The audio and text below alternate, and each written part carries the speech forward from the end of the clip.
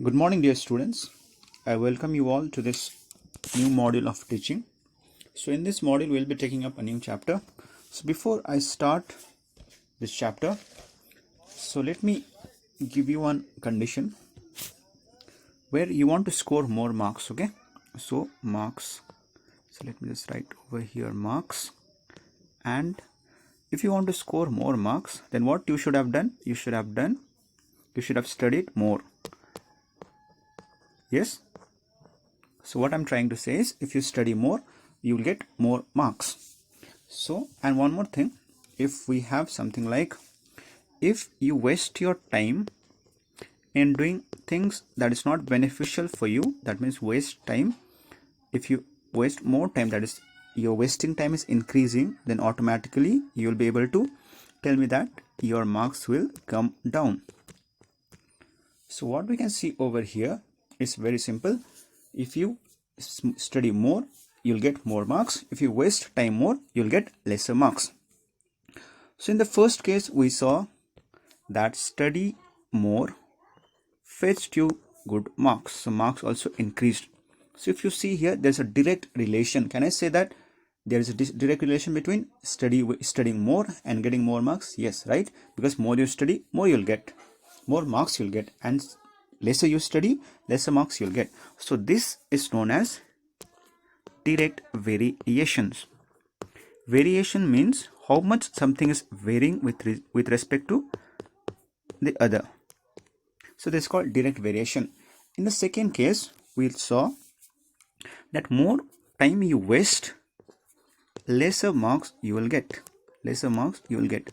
So in this case, what we could figure out is that if you waste your time more, your marks will come down. And in the same case, if you waste your time less, your marks will be going up. So this is a very good example of indirect variations. Indirect variations.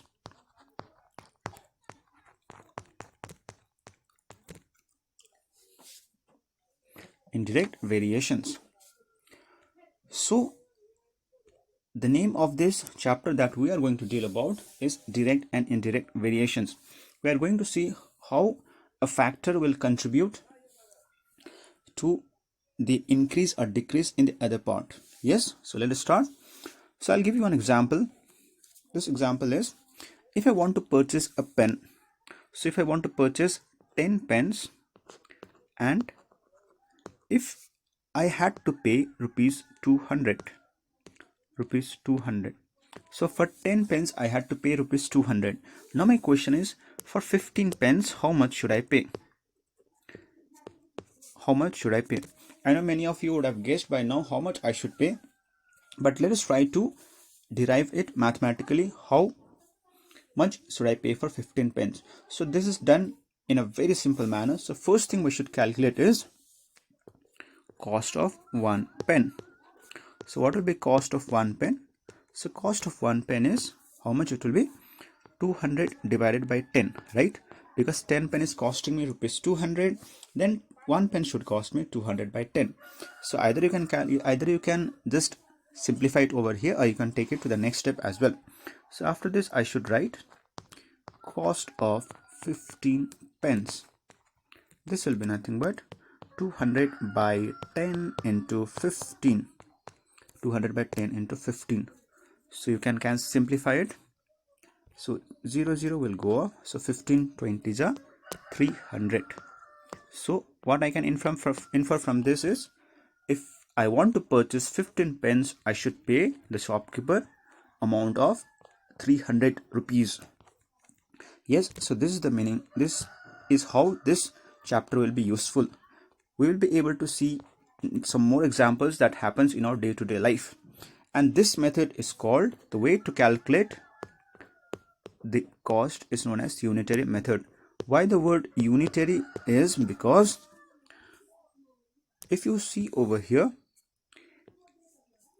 unitary means one. If you can recall the problems, how we do it was very simple. First I calculated for one quantity. In the case it was a pen, So I calculated for first and how much I wanted to get, that I multiplied it with. Yes.